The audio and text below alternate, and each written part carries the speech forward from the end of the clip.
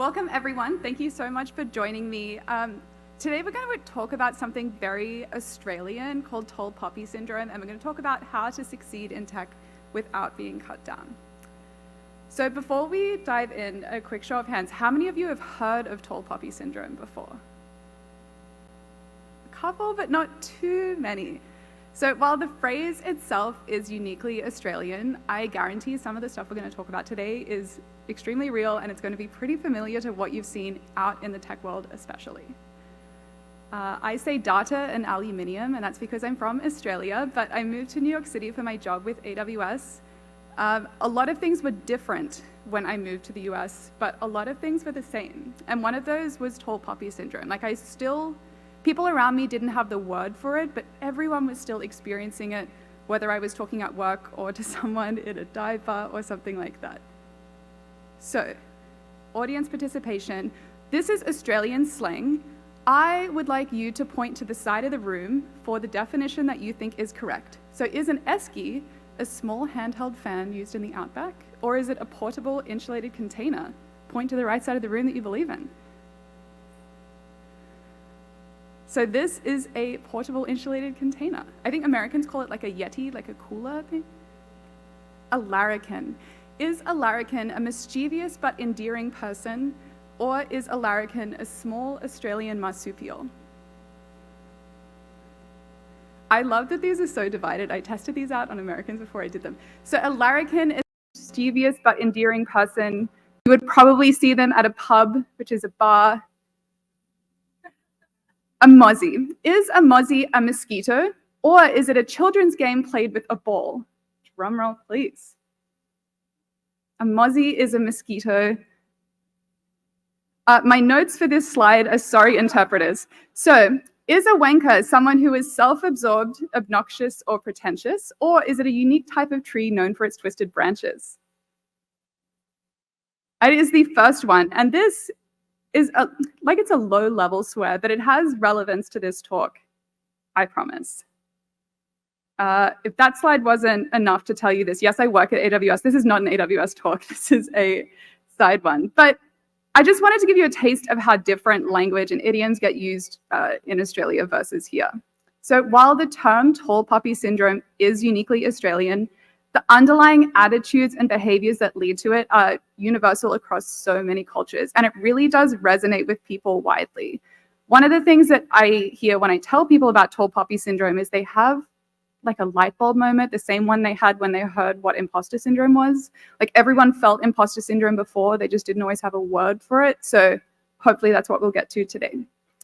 So over the next 20 minutes, I'm going to unpack these tall poppy behaviors, and you can see what they look like when they rear their ugly head in the tech industry, and you'll hear some examples that will probably hit way too close to home. But more importantly, I'm going to talk about strategies that you can use to stop this, not just for yourself, but for other people in your company, people you manage and mentor, or for the next generation coming through. Because at the end of the day, we all should be sharing each other's wins and celebrating each other's success. In the previous talk about open source, that's so much of what they're talking about, like finding people who are doing good work and being able to lift them up. This is something that everyone in tech at least should want to do. So it's just going to give us new strategies to be able to overcome this affliction in the workplace. So this is a definition. The Macquarie Dictionary is like the main dictionary in Australia, but it says a tall poppy is a person who is preeminent in a particular field or a person with great status. Australians in general have a bit of a negative view, understatement, of tall poppies, especially if they seem to get above themselves. And when this happens, they need to be cut down to size. Even that phrase, like cut down to size, is extremely common in Australia. So hence tall poppy syndrome, a desire to diminish in stature those who have attained excellence. That last part really captures the syndrome's essence. So it's a desire, whether it's conscious or not, to cut down those who stand out too much for their achievements. So the name paints a vivid picture. Think of like a field of poppies growing together, and if one shoots up and gets too tall, it's easy to just cut it down to size. So no poppy is allowed to tower over any of its peers. And this is an attitude that's deeply rooted in Australian values, things like mateship and anti-authoritarianism. We tend to be pretty uncomfortable with individualism or superiority, even if that's genuinely earned. So the renowned philosopher Taylor Allison Swift really summed this up well. And people throw rocks at things that shine.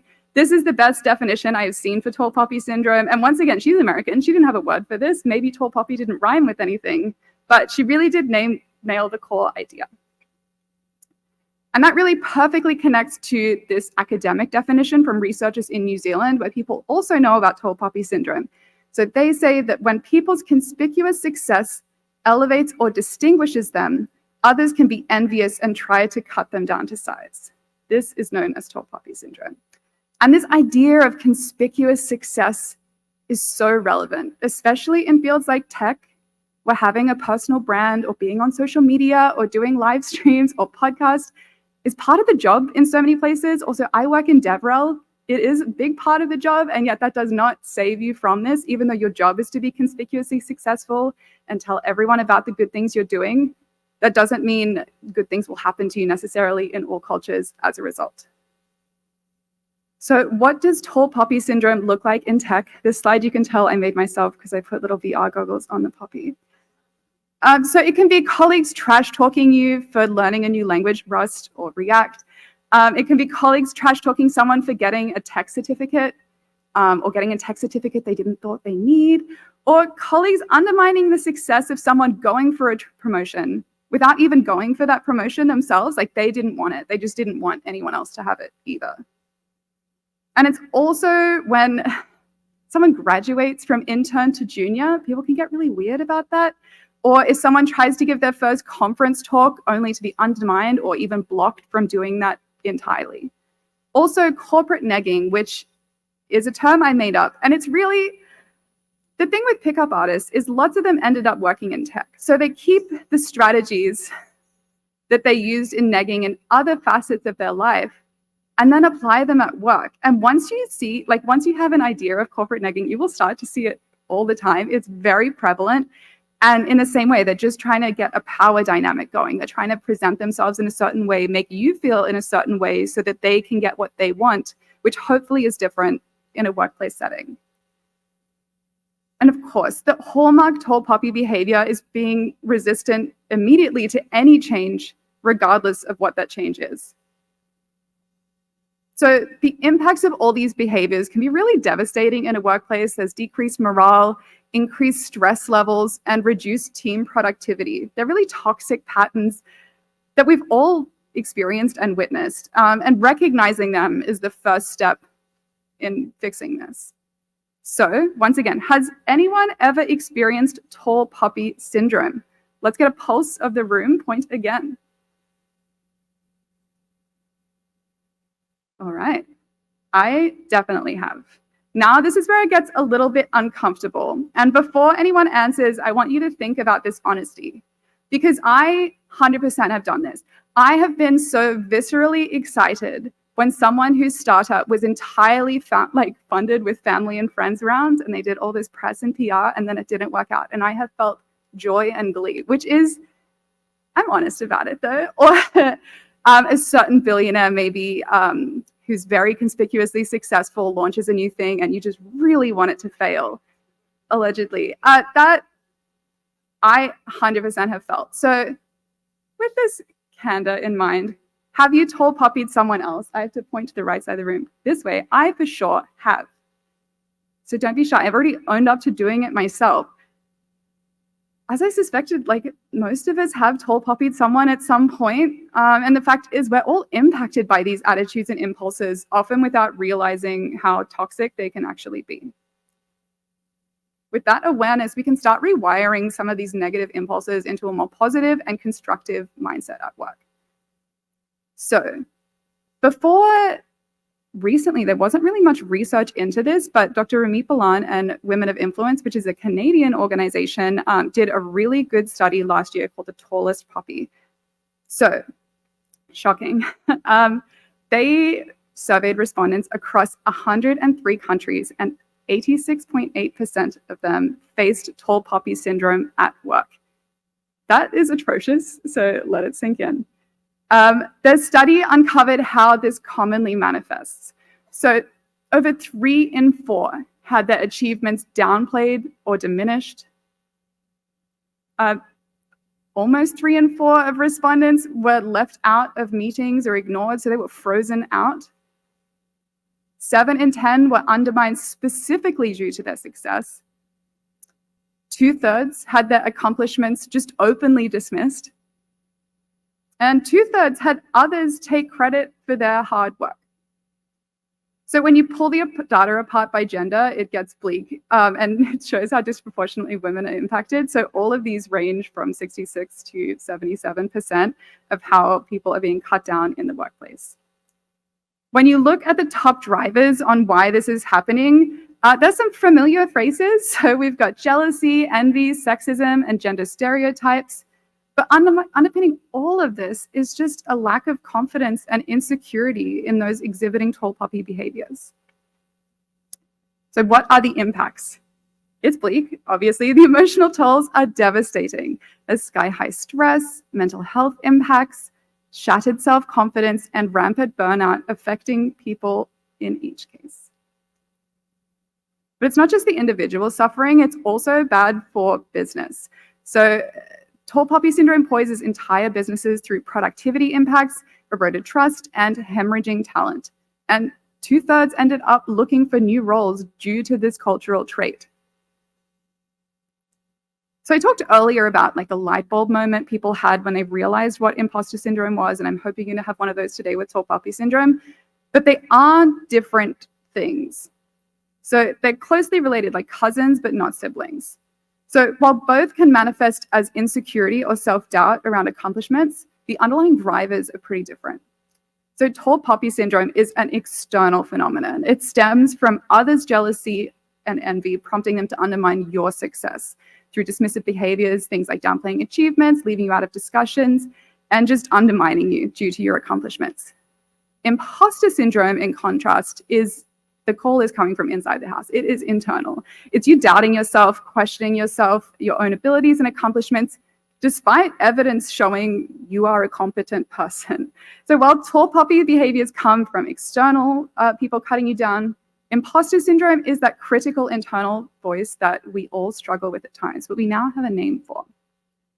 You can also tell I made my slides myself on this one. So it's also important to distinguish tall poppy syndrome from arrogance, as the two can sometimes be conflated. And this is where it was business relevant earlier, because talking about being tall poppied runs the huge risk of just sounding like a wanker. If you're like, oh, I am so successful, everyone hates me for it. It's really hard. And this societal reaction, so when groups are criticizing or resenting you for being the norm, that's about other people trying to cut you down. But arrogance is an individual characteristic. Once again, the call is coming from inside the house. Arrogant individuals will overestimate their own abilities and importance. They can be dismissive of other people and condescending as a result, and they're lacking that humility. So while tall poppy syndrome represents society's discomfort, all of the arrogance is from inside the house. So the irony is, even acknowledging that you face tall poppy behaviors can itself be perceived as arrogant. But that mindset is precisely what allows this whole toxic syndrome to perpetuate completely unchecked. So what can you actually do to help this? Avoiding arrogance. So express your gratitude openly. They say things like, I'm grateful for this opportunity. I'm thankful to be able to contribute to this. Thanks so much for bringing me into this meeting. I'm excited to share my opinions. Don't just think about what you can say in this situation, but make sure you're giving, especially junior people on your team, language that they can use to get themselves out of this position. If you can teach junior and entry-level people to be able to tackle this at the start of their career, they're going to have a much happier and healthier career regardless of where they end up working. So think about different key cards you can give people to get themselves out of this loop of doom. Another one is being able to recognize you didn't get there alone by really publicly acknowledging your support system. So I couldn't have done this without my mentor and team. Tag them in Slack or whatever you use internally. So also leave the ladder down for other people. It's something that, this is a bit scandalous, but When women were first allowed into the workplace, there was usually only space for one woman. So they couldn't leave the ladder down for anyone else because that would put their own position in jeopardy.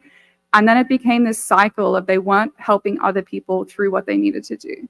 That doesn't mean it's bad. Like, they were dealing with a lot and they were doing the absolute best they can. But as we get more progressive and we move through, the biggest thing you can do is leave the ladder down for other people. If you've done something successful, think about everyone else you can bring up with you, not just in publicly tagging them in things, but giving them skills, things they can say to do this, giving them opportunities, inspiring them to do other things. Overall, just think about how you can help other people get to where you are easier and without hopefully some of the trauma that you would have experienced.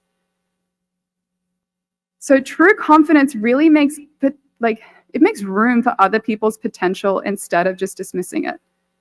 As Kendrick said, be humble. So embrace authenticity over arrogance to keep achieving without activating these tall poppy impulses in others.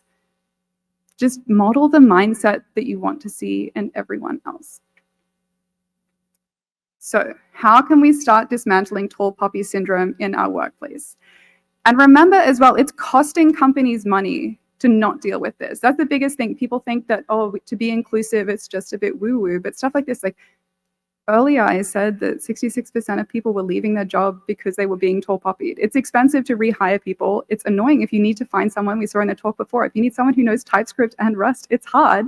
So if you're losing good people because you've perpetuated a culture, that's expensive and it hurts your bottom line in productivity as well and just overall lack of morale. So think about it. If you're not getting traction with this, bring it down to actual business value of losing people, because sometimes feelings are not enough for all leaders to make a change. So it begins with fostering an actively inclusive culture where everyone's wins are celebrated equally. Think about different ways you celebrate those wins in your company. Some people have like post-it notes on a wall. Some people have signs in the elevator. Some people tag people in Slack. If you don't have anything, start doing it. But if you have these actions and they're just not being used, be the one that champions people being able to say, I'm happy I did this, or I'm excited that I did this. Or if someone gets a promotion, congratulate them. If someone gets a new certificate, congratulate them. Be the first one to celebrate when someone else did a good job, because they might not have other people celebrating for them, or they might be getting like actively cut down because of this. So be the nice voice for everyone you're dealing with. Also, encourage spaces for folks to share their accomplishments across titles, experiences, and job functions. Don't just make this open to your developer team. Lots of workplace culture things end up really getting siloed down because of how the organization operates, but this only works if it works for everyone, because culture is really pervasive. So think about, for all of your front of house and back of house teams, how you can bring everyone together on this. And don't let it be a popularity contest. All positive contributions deserve recognition. Don't let it be a thing of just only the people who are already terminally online congratulating themselves online. If someone's not there yet, find a way to congratulate them that makes sense for them. Crucially, leaders must model this behavior from the top down. It will not work if it's only some of you doing it, and it will not work if it's only one level of the company, because people won't think it's real. So make sure leaders are doing the right thing and help them, like honestly, give them opportunities to congratulate people. They're busy, but like work out a system to help them find and surface things to be excited about, because that's going to help everyone to do better work. And if executives and managers don't set the example, like I said, it's not going to take root organizationally. It might work for like a quarter or 6 months, but it's not going to keep going. Overall, create more open communication, learning, and knowledge sharing. This is one of the things I love about open source as well, because you can see everyone's contributions. You know who's doing a good job, and you've got so many opportunities to congratulate them for that. The more we collaborate and cross-pollinate, the less territoriality and jealousy there is around individual achievements. So don't hoard knowledge on that, but also don't hoard success. This is an art piece I had in my house in Australia, and it is my core value in life. So be who you needed when you were younger. If you're fortunate to be in a position of leadership or management, or you're just still going, which is great, create the kind of supporting and uplifting culture that you dreamed of back then. So many people have diverse roads to tech. So many people have wild rides before they got to tech. Be the one that makes it easier for other people. So it's on all of us to model these changes that we want to see and extend your hand up to those following in your footsteps, just as you hoped people would do for you, or even better, just as they actually did for you. Think about the person who was really fundamental to those like sliding doors moments in your career that things started to work out, and figure out a way you can scale doing that for other people. So this is time to address the unfortunate reality. You will likely face tall poppy syndrome at work at some point or through your entire career, no matter how positive and inclusive your workplace claims to be or how much you try to make that in your workplace. When it happens though, regular peppy self-help things will not cut it from experience. And so another one of my values is succeeding in spite of someone still counts as succeeding. It doesn't have to be like eat, pray, love. You can just be delighted to do well when someone doesn't want you to do well, completely legitimate. So push through the toxic opposition and it can be your own reward. Oh, this is my actual handbag. I have a prop. It says it all. So they don't build statues of critics. If you find yourself exhibiting tall poppy behaviors by tearing others down out of insecurity or envy, remember that those harsh words are going to be completely forgotten, but the impacts on your workplace and culture, that's negativity will really last. So choose instead to build something positive that transcends pettiness. At the end of the day, this is the key takeaway I want to leave you all with. So don't let others cut you down or diminish your accomplishments because of their own jealousy, envy, or insecurity around your talents. Whether it's outright undermining, dismissiveness, or covert tall poppy behaviors, resolve to rise above it with your head held high. So keep shining, keep achieving, and keep raising the bar. But also remind others around you, your teammates, your direct reports if you're a manager, your own manager, your leadership, that we all deserve to bask in the warmth of our own success without getting habitually cut down. Be that supportive voice who lifts people up, not the one wielding the shears of pettiness or envy. So uplift instead of diminish, and that's how we dismantle tall poppy syndrome together. So thank you all for joining me to explore this very Australian concept with global relevance, how to succeed in tech without being cut down unfairly due to tall poppy syndrome. Hope you now have a bit of a deeper understanding of what these toxic behaviors are, where they come from, how you can start to address them, both the external tall poppying from others and also those ingrained impulses in ourselves. If we can celebrate each other's wins, extend hands up instead of scissors, and foster a truly collaborative and inclusive environment, that's how we can keep achieving and elevating our peers without resentment or tall poppying. So the choice is ours. Spend more time in warm sunlight or indiscriminately cut down anything that shines too brightly. I know which path I am choosing to take. Thank you so much for joining me.